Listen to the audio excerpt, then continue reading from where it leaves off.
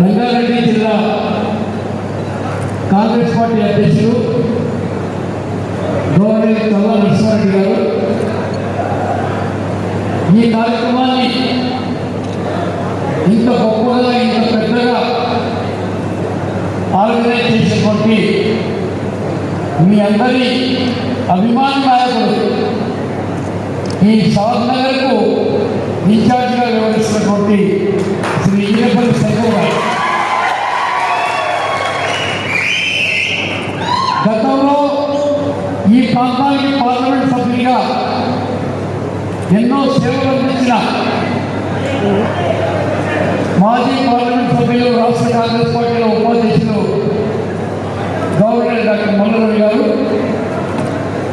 మొన్న 2019 పార్లమెంట్ ఎన్నికల్లో మహబూబ్ నగర్ లోక్సభ స్థానం నుంచి అందులో భాగమైన షాద్ నగర్ నుంచి పార్లమెంట్ సభ్యులుగా పోటీ చేసిన అఖిల భారత కాంగ్రెస్ పార్టీలో కార్యదర్శిగా ఉండేటువంటి సోదరుడు శ్రీ దల్లా వంశీచంద్ర రెడ్డి గారు, అఖిల భారత కాంగ్రెస్ కమిటీలో కార్యదర్శి అలంపూర్ మాజీ శాసనసభ్యులు శ్రీ సంపత్ కుమార్ గారు,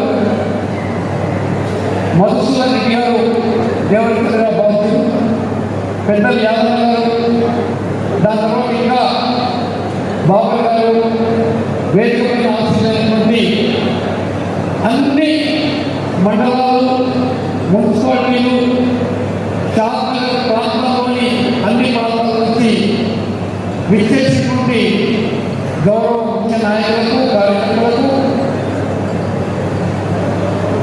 నిరుద్యోగ యువకులు, ఉపాధ్యాయులు, ఉద్యోగస్తులు, విశ్రాంత ఉద్యోగస్తులు, అవుట్ సోర్సింగ్ కాంట్రాక్ట్ ఉద్యోగస్తులు, ఇక్కడ అనేక ప్రైవేట్ సంస్థలు ఉన్నాయి, ప్రైవేట్ సంస్థల్లో పనిచేసేటువంటి ఉద్యోగస్తులు, మరి ముఖ్యంగా పత్రికా మిత్రులు అందరికీ కూడా నా హృదయపూర్వక నమస్కారం తెలియజేస్తాను. మొట్టమొదటిగా నేను ఎక్కువ సమయం తీసుకోకుండా, ఎందుకంటే చాలా గొప్పగా చాలా చక్కగా నాకైనా ముందు మాట్లాడిన ప్రతి నాయకుడు కూడా నా గురించి కానీ ఎన్నిక గురించి కానీ ఈ ఎన్నిక ఎంత ప్రాముఖ్యత ఉందో అన్ని కూడా చాలా వివరించుకోవడం జరిగినారు. షాద్ నగర్ ఎందుకంటే నేను 10 మొదటి మొదటిలో చదువుకొని జూనియర్ కాలేజ్ చేయడానికి హైదరాబాద్ న్యూసెన్స్ కాలేజ్ పోయా. 1969 అప్పుడే తెలంగాణ మొదటి ఎడ్యుకేషన్ అయిపోయింది. అప్పటి నుంచి ఈనాటి వరకు నా ఊరు కానీ నా నియోజకవర్గం కానీ పోవాలంటే షాద్ నగర్ మీదనే పోవాలి. అలాంటి షాద్ నగర్తో అవినాభావ సంబంధం దాదాపుగా ఒక 50 సంవత్సరాల నుంచి ఉండేటువంటి మాత్రం మీకు పనిచేస్తున్నాను. ఇలా యాదవ కానీ ఇంకా చాలా మంది పెద్దలు ఆ రోజు నుంచి అందరికీ చూస్తూ ఉన్నాడు. ఇలా వచ్చిన కొత్త తరం కూడా అనేక సందర్భాల్లో కలవడం జరిగినటువంటి మాత్రం మీకు పనిచేస్తున్నాను. అలాంటి షాద్ నగర్ ఈరోజు ఆర్థికంగా చాలా బాగుపడదు.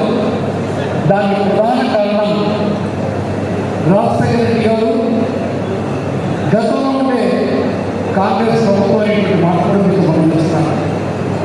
మనకు వచ్చిన రింగ్ రోడ్డు ఒక రింగ్ రోడ్డు, మనకు దగ్గరగా ఇంటర్నేషనల్ ఎయిర్పోర్టు, ఈ రెండు షాద్ నగర్ భూముల విలువ పెంచడానికి, మన నియోజకవర్గం గొప్ప ఎత్తున అభివృద్ధి చెందడానికి ఎంతో దోహదపడ్డాయని మాత్రం మీకు గమనిస్తున్నాను.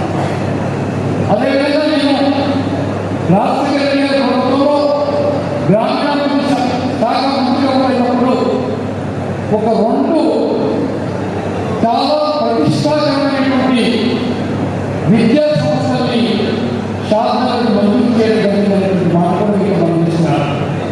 సిబ్బయ్య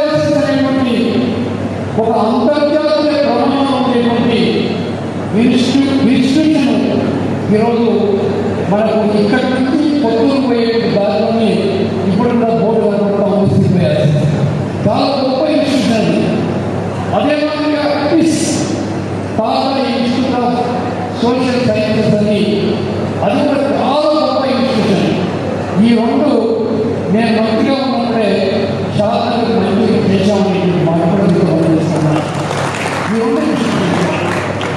మీకు ఎందుకు శాసనకే ఇచ్చినాము అంటే ఔటర్ రింగ్ రోడ్ దగ్గరగా ఉంది, ఇంటర్నేషనల్ ఎయిర్పోర్ట్ దగ్గరగా ఉంది, అంతర్జాతీయ ప్రొఫెసర్ వచ్చిన ఎయిర్పోర్ట్లో దిగి ఒక అర్ధగంటలో కూడా శాసనకు వచ్చే అవకాశం ఉంది. కాబట్టి ఏ కొత్త ఫ్యాక్టరీ పెట్టాలన్నా, ఏ కొత్త విద్యా సంస్థ రావాలన్నా శాసనలో భూమి దొరికితే మాత్రం మీ దగ్గరికి రావాలని కోరిక. ఏదైతే ఐటీఐఆర్ మనం మాట్లాడుతున్నామో ఇన్ఫర్మేషన్ టెక్నాలజీ ఇన్వెస్ట్మెంట్ రీజన్ని మనకు తెలంగాణ ఆంధ్ర విభజన జరిగినప్పుడు ఆ విభజన చట్టంలో తెలంగాణ అభివృద్ధి చెందాలి, తెలంగాణలో ఉండేటువంటి చదువుకున్న నిరుద్యోగ ఉద్యోగం దొరకాలని మన శాసనగర్ ప్రాంతం అంతా ఆ ఐటీ ఇండస్ట్రీస్ వచ్చే విధంగా ఈ ప్రాంతాన్ని గుర్తించడం జరిగింది. గతంలో కాంగ్రెస్ ప్రభుత్వం నిజంగా ఐటీ వచ్చింటే 2.5 లక్షల కోట్ల డబ్బు ఇక్కడ ఇన్వెస్ట్మెంట్ అయ్యింది. 2,50,000 కోట్లు, 50 లక్షల మందికి ఉద్యోగాలు వచ్చేటటువంటి మాటలు వీళ్ళు పనిచేస్తున్నారు. కానీ ఆ తెలంగాణ విభజన అయిన తర్వాత కేంద్రంలో కాంగ్రెస్ ప్రభుత్వం రాలేదు, రాష్ట్రంలో కాంగ్రెస్ ప్రభుత్వం రాలేదు, ప్రభుత్వంలో వచ్చిన బీజేపీ దాని గురించి ఒకనాడు మాట్లాడలేదు, రాష్ట్రంలో అధికారంలో వచ్చిన టీఆర్ఎస్ ఒకనాడు కాంగ్రెస్ ఇచ్చిన ఐటీఆర్ ఎందుకు ఇవ్వడం లేదని ఒకనాడు బీజేపీ గర్తించి అడగలేదు మాట్లాడి పనిచేస్తున్నాడు. దానివల్ల 2.5 లక్షల కోట్ల ఇన్వెస్ట్మెంట్, 50 లక్షల ఉద్యోగాలు మనం కోల్పోయినా బీజేపీ చాలా గొప్ప నష్టం ఈ ప్రాంతానికి చేసిందనేటువంటి మాట కూడా నేను తమిళగా పనిచేస్తున్నాను. అదేవిధంగా కాంగ్రెస్ ప్రభుత్వం ఉండేటప్పుడు మా అందరి ఆలోచన, మేమందరం కూడా అసెంబ్లీలో పోరాడినాం, కొట్లాడినాం. ఆ రోజు కిరణ్ కుమార్ రెడ్డి గారు ముఖ్యమంత్రిగా ఉండేటువంటి సమయంలో పాలమూరు రంగారెడ్డి ఎత్తిపోతున్న పథకం మాకు దూరాలు సోర్సులే రావాలి, కలవకుర్తి పక్కన ఈ ప్రాజెక్టు వద్దే వద్దు, శ్రీశైలం ఏమాత్రం దీనికి అనుకూలం కాదు అని మేము పదే చెప్పి దూరాల సోర్సుగా పాలమూరు రంగారెడ్డి వారికి మంజూరు చేయించేవారు ఎన్నికల ముందు. కానీ తర్వాత వచ్చినటువంటి ఈ టీఆర్ఎస్ ప్రభుత్వం కేసీఆర్కు అనేకమైనటువంటి వక్ర ఆలోచనలు ఉంటాయి. ఎక్కడ ఎక్కువ డబ్బులు కుదురుతుంది, ఏ ప్రాంతానికి ప్రాజెక్ట్ తీసుకుపోతే ఎక్కువ లాభం ఉంటుంది, సొంతంగా ఆయనకు దాని దూరాలకి వెళ్ళి మార్చి శ్రీశైలం తీసుకొని పోయి పక్కన ఉండేటువంటి నల్గొండ ప్రాంతానికి ఆయన ఎవరో స్నేహితులు ఉన్నారు, కొంతమంది ఇంకేస్ అని వాళ్ళ మాట ప్రకారంగా మన ప్రాంతాన్ని ఎంతో నష్టం చేయాలని మాత్రం మీకు పంపిస్తున్నాను. మేము పదే చెప్పాం, మాకు ఈ ఉమ్మడి మహబూబాబాద్ జిల్లాలో దక్షిణ ప్రాంతంలో మనకు జిల్లా మొదలయ్యే కృష్ణా నది నుంచి సోమశిల నుంచి రంగారెడ్డి జిల్లా వరకు హైదరాబాద్ కలిసే వరకు ఈ కలవృత్తి ఎత్తిపోత పథకం మనకు ఆ మార్గుల ద్వారా పోతా ఉంది, మార్గంలో పోతా ఉంది. ఇంకొక ప్రాజెక్ట్ ఈ ప్రాంతంలో అవసరం లేదు, దాన్ని మనం ఎంత కావాల్సిన వాడుకోవాలనేటువంటి మాట చెప్పాను. కానీ ఉద్దానంగా దూరాలకి మార్చి శ్రీశైలం తీసుకున్నాడు, ప్రాజెక్ట్ మొదలుపెట్టాడు. నేను పూర్తి చేసుకొని కూర్చుంటా, కట్టబెట్టుకొని కూర్చుంటా, 3 ఏళ్ళలో పూర్తి చేస్తా అని ఎన్నెన్నో మాటలు చెప్పినాను. ఇలా 3 ఏళ్ళు దగ్గర 7 ఏళ్ళు అవుతుంది. ఇలా మీరంటున్నారు లక్ష్మీపతి కావాల్సిన కాలం ఈనాటికి పోవలేదు. ఉదయనాపూర్ వరకే ఇలా ప్రాజెక్ట్ వచ్చింది, రిజర్వాయర్ వచ్చింది, కాలం వచ్చింది, సగం ఉదయనాపూర్ నుంచి ఈనాడు కూడా కాలం సగంలో వరకనే లక్ష్మీపతి రిజర్వాయర్ ఆ కేసీఆర్ తెలవాలి, హనుమంతు తెలవాలి మాట్లాడుతున్నాను. ఒకవేళ నేను చెప్పినట్టుగా దూరాలు తీసుకుంటే దూరాల ప్రాజెక్ట్ నుంచి నీటిపారుదల సౌకర్యం లేని మొత్తం కానీ నారాయణపేట కానీ కొడంగల్ కానీ శాసన కానీ జగత్త కానీ ముందుకు 2 జిల్లాలో పరిగి కానీ వికారాబాద్ కానీ అంత రాజధాని నీళ్ళు వచ్చే అవకాశం కాంగ్రెస్ ప్రభుత్వం ఆలోచన చేస్తే ఈ దళితుడు కేసీఆర్ దాన్ని మార్చి తీసుకుంటున్నారు. ఇలా మా ప్రాంతంలో కలవకుర్తి ప్రాజెక్ట్ రావడం వల్ల మేము 2 పంటలు పండించుకుంటూ ఉన్నాం. కానీ ఈ ప్రాంతంలో భూముల ధరలు పెరిగాయి కాబట్టి మేము సంతోషంగా ఉన్నాం. కానీ ఈ భూములు ధరలు పెరిగిన కూడా సాగునీరు వచ్చే అవకాశం ఉంటే మీరు ఎవ్వరికి తీసుకోరు. అమెరికాలో ఉండేటువంటి వాళ్ళని మీరు తీసుకోవాలనేటువంటి మాత్రం మీతో పనిచేస్తున్నాను. అందుకని నేను మీతో మనవి రేపు మళ్ళా మన ప్రభుత్వం 2023లో తెలంగాణ ప్రజలు ఇప్పుడు జరుగుతున్న అన్యాయం గమనించి మన అధికారులు వస్తే ఇలా ఒక కాలం మొదలుపెట్టిన పాలన నడవైందా దాన్ని 2 కాబట్టి డ్యూరల్ సోర్స్గా బయటకు మనం ఏం తీసుకొని వస్తే మీరు నేరుగా వస్తాయని మాట్లాడుతున్నాం. ఆ ప్రయత్నం తప్పకుండా రేపు రాబోయే కూర్చుని చేద్దామనేటువంటి మాట. కానీ శాసనకు ఎన్నో అవకాశాలు ఉన్నాయి.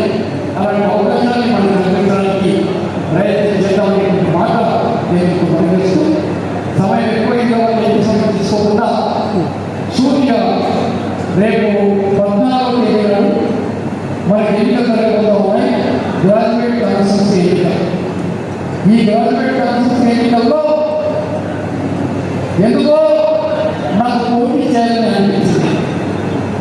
ఎమ్మెల్యేగా ఒకటిలో ఓడిపోయిన తర్వాత మళ్ళా ఈ ప్రాంతానికి సేవ చేయాలన్నా, ఈ తెలంగాణ రాష్ట్రానికి సేవ చేయాలన్నా, ప్రజల్లో ఉండాలన్నా, ఎందుకంటే ఒక సుదీర్ఘమైనటువంటి రాజకీయ జీవితంలో 43 సంవత్సరాల్లో విద్యార్థి నాయకుల నుంచి జాతీయ స్థాయిలో అఖిల కాంగ్రెస్ పార్టీ కార్యదర్శి వరకు మధ్యలో 4 సార్లు ఎమ్మెల్యే, ఒకసారి మంత్రి, ఇవన్నీ చేసినటువంటి సందర్భంలో యూత్ కాంగ్రెస్లో ఉన్నా, ఎన్ఎస్ఏలో ఉన్నా, పెద్ద కాంగ్రెస్లో ఉన్నా ఎవరు నా దగ్గర నుంచి పని అడిగినా లేదనుకున్న వాళ్ళు తీసుకుపోయి పనిచేశారు. కాబట్టి ఎక్కువగా వచ్చేటువంటి వాళ్ళు చదువుకున్న వాళ్ళే ఎక్కువ వస్తారు. ఉద్యోగం ఇంటికి వచ్చినారు, ట్రాన్స్ఫర్ కావాలను, లేకపోతే ఇంకేదన్నా డిపార్ట్మెంట్ మారాలను, లేకపోతే నన్ను సస్పెండ్ చేసిన రీఇన్స్టేట్ చేయగలను, ఇలాంటి ఎన్నో సమస్యలు ఉండేదని వచ్చేవాళ్ళు. ఆ మాదిరిగా సహాయం చేసిన వ్యక్తులు చాలా మంది ఉన్నారు. కాబట్టి వాళ్ళందరూ గ్రాడ్యుయేట్స్, వాళ్ళందరూ గ్రాడ్యుయేట్ కంపెనీలో ఓటర్స్ నిలబడితే మంచి అవకాశం ఉంటుందనే భావనతో, ఆ ధైర్యంతో నేను ముందుకు రావడం జరిగిందని మాట్లాడుతున్నాను. అందుకని ఈరోజు చాలా చెప్తా ఉన్నారు, శంకర్లు చెప్తా ఉన్నారు. మేము దాదాపుగా ఒక 5 రోజుల నుంచి స్కూల్స్, కాలేజీలు, మండల office, MR office, RT office అని తిరుగుతూ ఉన్నాం. ఎక్కడ పోయినా సానుకూల స్పందన ఉంది. ఈరోజు మాట నాకు కూడా చాలా మంది రిపోర్ట్స్ వస్తూ ఉన్నాయి. శాసనసభలో చాలా చక్కగా పని జరుగుతూ ఉంది గ్రాడ్యుయేట్ కాన్స్టిట్యూన్సీలో అని. ప్రతి మండలం తిరుగుతూ ఉన్నారు, ప్రతి ఆఫీసు తిరుగుతూ ఉన్నారు, ప్రతి ఎన్నోరైన ఓటర్ని కలుసుకోవాలనే రిపోర్ట్స్ నాకు వస్తూ ఉన్నాయి. మీరు ఆ మాదిరి తిరుగుతూ ఉన్నారు కాబట్టి మీకు ఆ స్పందన కనబడతా ఉంది. ఆ స్పందనకు కారణం 43 సంవత్సరాల్లో ఏదైతే నిజాయితీగా ఈ ప్రజాజీవితం గడిపినామో, నిజాయితీగా దగ్గరికి వచ్చిన ప్రతి ఒక్కరు సహాయం చేశామో, ఇలా వాళ్ళే చక్కగా స్పందిస్తూ ఉన్నారనేటువంటి మాట కూడా మీకు పనిచేస్తూ ఉన్నాను. దాని తర్వాత ఇలా పోటీలో ఉండేటువంటి 4 వ్యక్తుల్ని ఒక్కసారి పోల్చి చూస్తున్నాం. చాలామంది పోల్చినారు. కొంచెం నా పద్ధతిలో నేను ఒక 2 విషయాలు చెప్పడానికి ప్రయత్నం చేస్తాను. మొట్టమొదటిగా కేంద్రంలో అధికారంలో ఉండేటువంటి పార్టీ గురించి మాట్లాడతాం. ఎందుకంటే మనకన్నా పెద్ద గవర్నమెంట్ తెలంగాణ కన్నా పెద్ద గవర్నమెంట్ ఢిల్లీ గవర్నమెంట్. ఢిల్లీలో అధికారంలో ఉండేటువంటి బీజేపీ పార్టీ, ఆ బీజేపీ పార్టీ 2014లో అధికారంలోకి వచ్చిన తర్వాత 1 సంవత్సరానికి పోయినసారి గ్రాడ్యుయేట్ కాన్స్టిట్యూన్సీ ఎలక్షన్ జరిగినాయి. అప్పుడు బీజేపీ పార్టీ అభ్యర్థిగా ఇప్పుడు సిటీ ఎమ్మెల్సీగా ఉండేటువంటి రామచంద్రరావు గారు పోటీ చేశారు. అప్పుడు బీజేపీ పార్టీకి, తెలుగుదేశం పార్టీకి పొందుతున్నప్పుడు ఒక్కటే పోటీ చేయలేదు, పొత్తుతో పోటీ చేశారు. ఆ పొత్తులో రామచంద్రరావు గారు మంచి మెజారిటీతో గెలవడం జరిగింది. టీఆర్ఎస్ పార్టీ నిలబెట్టిన అభ్యర్థి జేవీ ప్రసాద్ గారు టీఎన్జీఓ నాయకులైనా తెలంగాణ ఉద్యమంలో ఉన్న తెలంగాణ వచ్చే సంవత్సరం కాకుండానే ఆయన ఘోరంగా ఓడిపోవడం జరిగిందనేటువంటి మాట కూడా మీకు మనం చేస్తున్నాను. ఈ ఏజ్లో అలాంటి రామచంద్రరావు కేంద్రంలో వాళ్ళ పార్టీ అధికారంలో ఉన్న ఈనాడు చదువుకున్న నిరుద్యోగులకు, ఉపాధ్యాయులకు, ఉద్యోగస్తులకు, విశ్రాంత ఉద్యోగస్తులకు, న్యాయవాదులకు, ప్రైవేట్ సంస్థలు పనిచేసే వాళ్లకు, అవుట్ సోర్సింగ్ కాంట్రాక్ట్ ఎంప్లాయీస్ సమస్యలున్నా ఒక్కనాడు మాట్లాడిన పాపాన పోలేదు. ఐటీఐఆర్ ఈ ప్రాంతం నుంచి తరలిపోయింది, కర్ణాటక పోయింది. ఎట్లా మా ప్రాంతానికి ఇచ్చిన, మా తెలంగాణకి ఇచ్చిన ఐటీఆర్ని ఎట్లా మారుస్తారని ఒక్కనాడు వాళ్ళ బీజేపీ ప్రభుత్వాన్ని నివేశ పాపాన పోలేదు మాట కూడా మీకు అందిస్తున్నాను. నిన్న జడ్చర్లలో వారు పెట్టాలని పోతే వారితో పాటుగా మన తెలంగాణ బార్ కౌన్సిల్ చైర్మన్ మన అచ్చంపేటకు చెందిన నరసింహారెడ్డి గారు కూడా ఎంపటి ఉండేటువంటి సందర్భంలో రామచంద్రరావు గారు జడ్చర్ల బార్ అసోసియేషన్ దగ్గరికి పోయి వాళ్ళ బార్ అసోసియేషన్ రూమ్లో కూర్చుంటే వాళ్ళని నేను అడిగినారు, అయ్యా పోయిన ఎలక్షన్లో వచ్చినావు, ఓట్లు వేయించుకున్నావు, మళ్ళా ఒక్క నెలలో ముఖం చూపించావా? న్యాయవాదుల సమస్యలు ఏమున్నాయి? జడ్చర్ల కోర్టు ఏమైనా నడుస్తుంది, బిల్డింగ్ కావాలన్నా, ఏమైనా ఇంకేమైనా అదనపు జడ్జిలా లేకపోతే ఇంకేమైనా సదుపాయాలు కావాలని ఒక్కనాడు అడిగినా వాళ్ళు మళ్ళీ ఈరోజు ఎలక్షన్ వచ్చాయని ఓట్లకు ఇచ్చినావు. ఎందుకేదో నీకు ఓటు?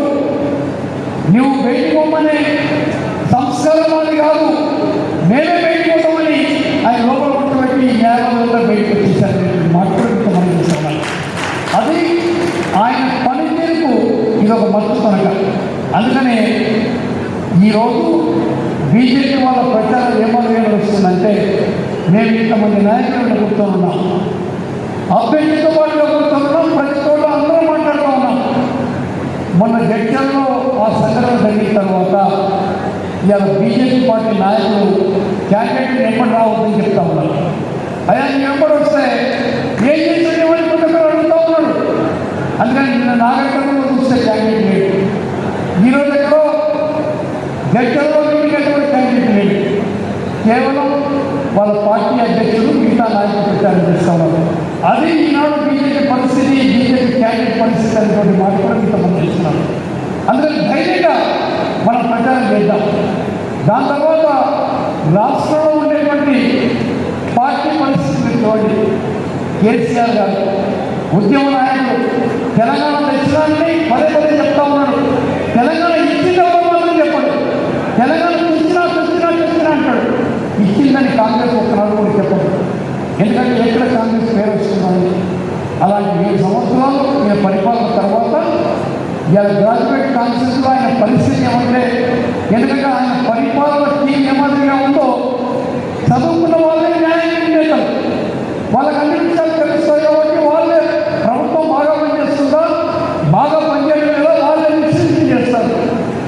అలాంటి పట్టభద్రుల నియోజకవర్గ ఎన్నికల్లో మొన్నటి వరకు నామినేషన్ 2 రోజులు అయిపోతున్న వరకు క్యాండిడేట్ పెట్టడానికి ఎవరు క్యాండిడేట్ దొరకలేదు.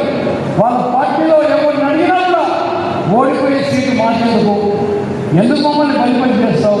దేవి ప్రసాద్ లాంటి వాడే తెలంగాణ వచ్చిన సంవత్సరానికే డిపాజిట్ పోయినంత పదైపోయింది. పోయిన ఎన్నికల్లో మేము పోటీ చేయమనుకున్నాను. దాని తర్వాత ఇలా వాణిదేవి గారిని పట్టుకొచ్చారు. ఎవరు వాణిదేవి గారు? నాకన్నా ముందు మాట్లాడిన పెద్దలు చెప్పినారు. మనము పివి నరసింహారావు గారు ఒక మేధావి, ఆయన్ని ఎమ్మెల్యే చేశాం, రాష్ట్రంలో మంత్రి చేశాం, రాష్ట్రంలో ముఖ్యమంత్రి చేశాం, పార్లమెంట్ మంత్రిగా ఎంపీగా, కేంద్రంలో మంత్రి చేశారు, చాలా ముఖ్యమైన శాఖలు చేశారు. తర్వాత రాజీవ్ గాంధీ గారు అనూహ్యంగా తమిళనాడులో తమ్మబడ్డ తర్వాత ప్రధానమంత్రిగా ఆయన ఎంపీ కూడా పివి నరసింహారావు గారు కాంటాక్ట్ చేయలేదు.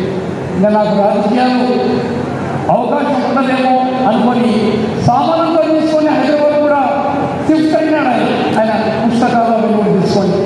అలాంటి తరుణంలో సోనియా గాంధీ గారు ఎంపీ కాకపోయినా పివి నరసింహరావు గారి ప్రధానమంత్రి చేసింది కాంగ్రెస్ పార్టీ సోనియా గాంధీ గారు మాట్లాడుతూ ఆయన ప్రధానమంత్రి అయిన తర్వాత నంద్యాలలో నిలబడ్డాడు, బరంపూర్లో నిలబడ్డాడు. బరంపూర్లో తెలుగు వాళ్ళు ఎక్కువగా ఉన్నారు అనే ఉద్దేశంతో. కానీ నంద్యాలలో ఆనాడు ప్రతిపక్ష నేతగా ఉండే ఎన్టీ రామారావు కూడా మన తెలుగు వాళ్ళు మొదటిసారి ప్రధానమంత్రి అయినాడు, నేను పోటీ పెట్టాలని ఎన్టీ రామారావు గారు పోటీ పెట్టింది. అందుకని చాలా పెద్ద మెజారిటీతో నంద్యాలలో పివి నరసింహరావు గెలిచినారు. మన కాంగ్రెస్ పార్టీ అంత గొప్ప గౌరవం పివి గారికి ఇస్తే ఇవాళ వాళ్ళ కుటుంబానికి వాళ్ళ పిల్లలకు ఏమవసరం అవుతుంది, ఈ దళితులకు చంద్రశేఖరరావు దగ్గర పోయి అని మాట కూడా, అది కూడా ఓడిపోయే సీట్లు నిలబడతారా మీరు? కేసీఆర్ నిలబడ్డా కూడా గెలవండి సీట్లు, కేసీఆర్ సొంతంగా నిలబడడం గెలవండి. ఎందుకంటే ఓట్లు వేసేటువంటి 5-6 రకాల ఓటర్స్ పూర్తిగా టీఆర్ఎస్ పార్టీ వ్యతిరేకంగా ఉన్నారు. ఇలా ఆ అమ్మ వాణిజ్య గారు పోటీ చేస్తూ ఉంది.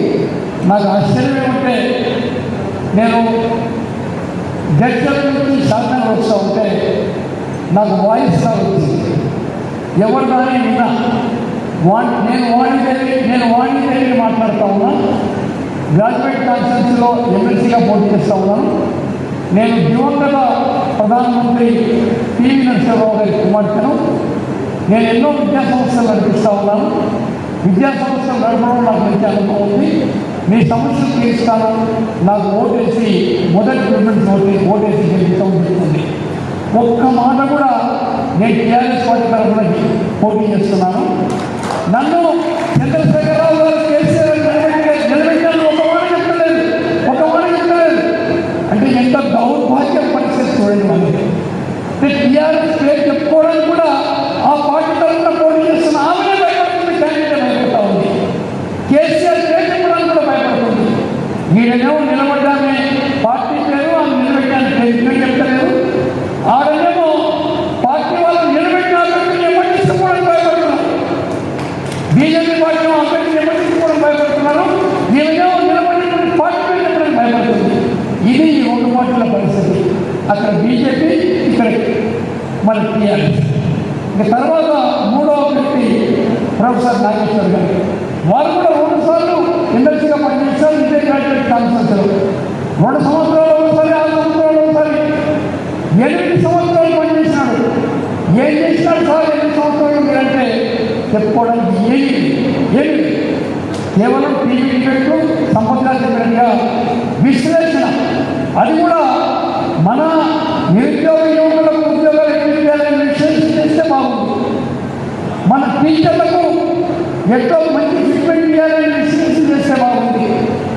మన వాళ్ళకు సీనియర్స్ విధానం లేకుండా ఏ విధంగా చేయడం విశ్లేషణ చేస్తే బాగుంది.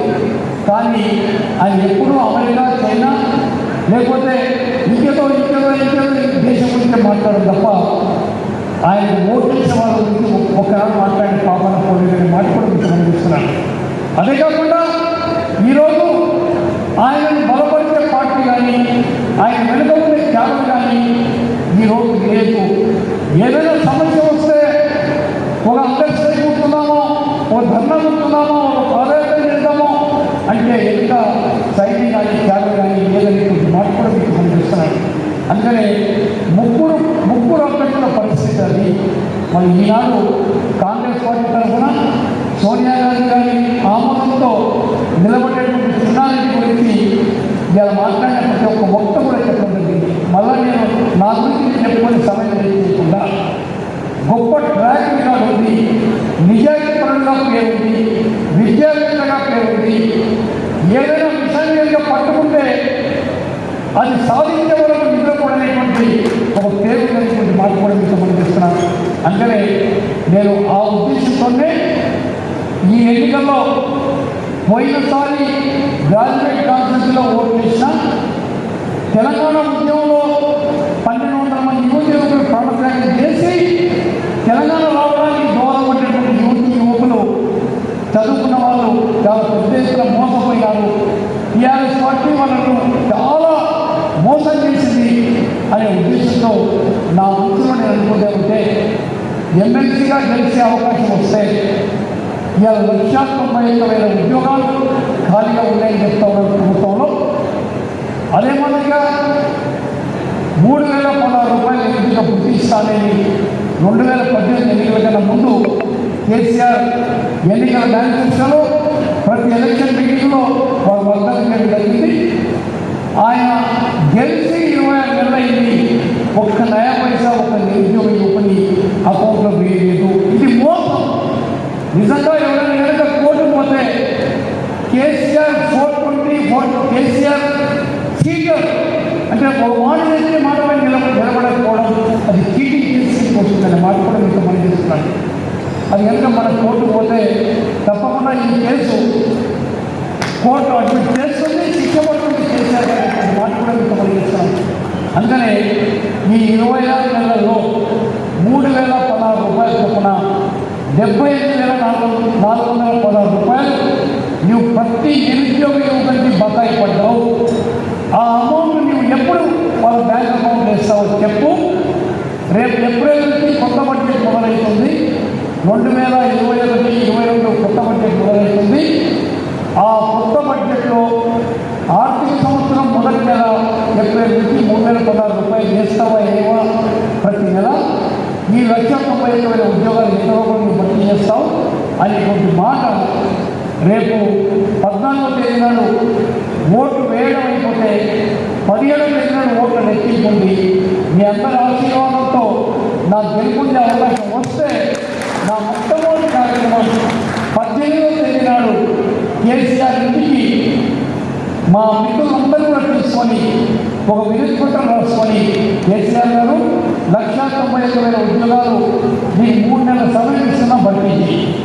ఏమైతే భర్తీ చేస్తావో బిఎస్సీ ఎప్పుడు వేస్తావు, గ్రూప్ 1 ఎప్పుడు వేస్తావు, గ్రూప్ 2 ఎప్పుడు వేస్తావు, డిపార్ట్మెంటల్ టెస్ట్ ఎప్పుడు పెడతావు, టీవీ ఎప్పుడు పెడతావు, అవన్నీ కూడా దాంట్లో రాసుకొని నిరుద్యోగ వృద్ధి నువ్వు 77,316 రూపాయలు బకాయి పడ్డావు, 416 రూపాయలు బకాయి పడ్డావు, ఎప్పుడు మీరు అకౌంట్లో ఇస్తావు చెప్పు.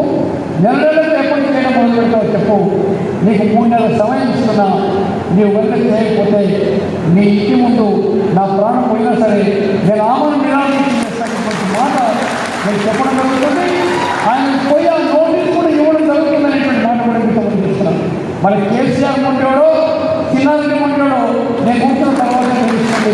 పోతే నా ప్రాణం పోవాలి, లేకపోతే కేసీఆర్ మీకు వచ్చి 1,91,000 ఉద్యోగాలు భర్తీ చేయాలి, లేకపోతే నిరుద్యోగ వృద్ధి నెల ఇవ్వాలి, బకాయి డబ్బు కూడా మీ బ్యాంక్ అకౌంట్లో వేయాలి.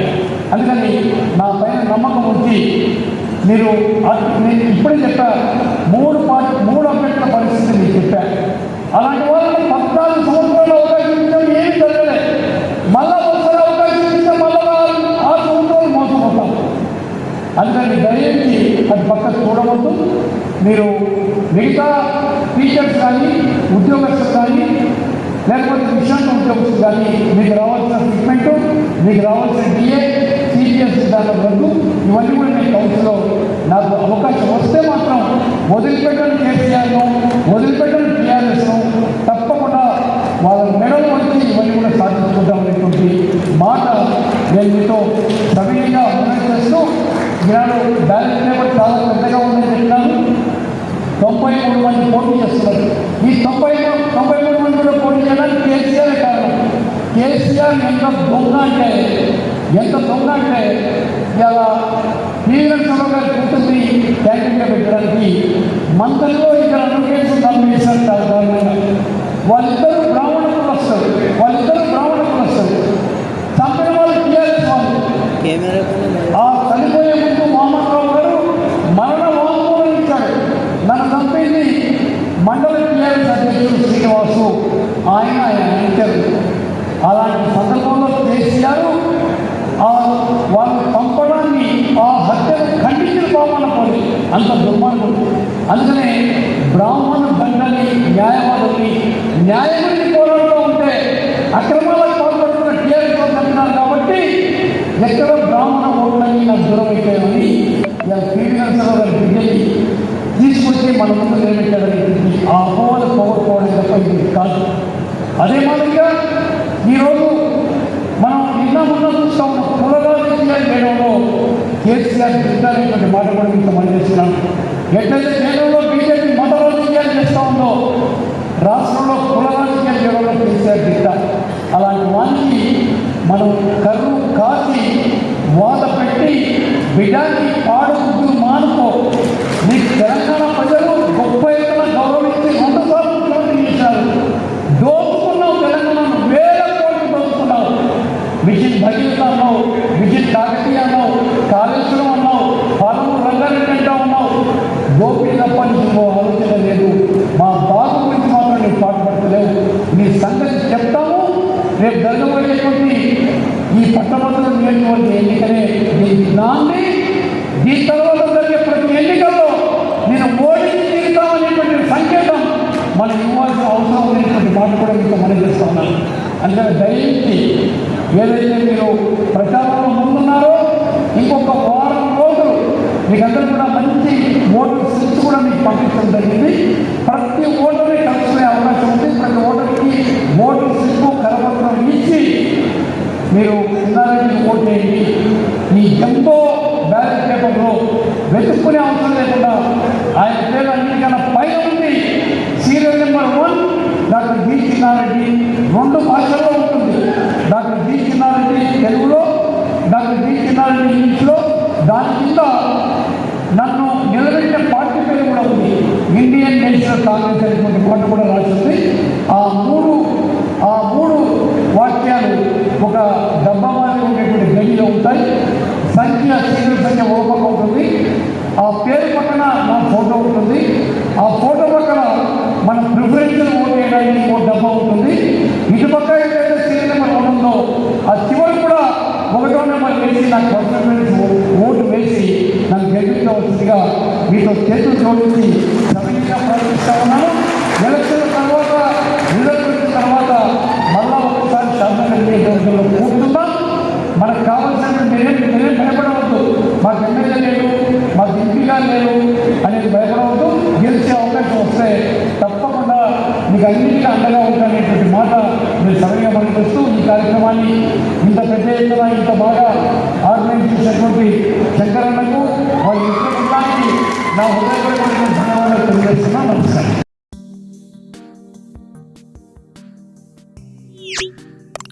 Hey there. Subscribe to my channel. And also press this bell icon. So you never miss any new updates, cause whenever we upload new video you will get a notification on your phone.